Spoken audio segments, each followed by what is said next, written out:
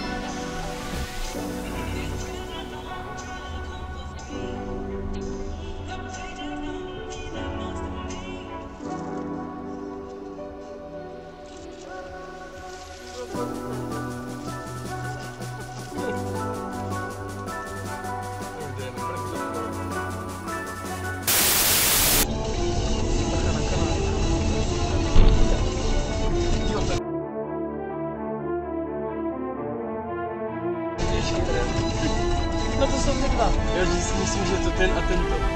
Nemám. Ježiš, zase stražený trojel. Lidi do prdele. Před zatáčku se dává. A kdo v něm bude?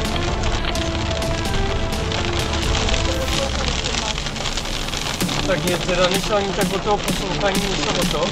It was at this moment that he knew. He fucked up. Sorry.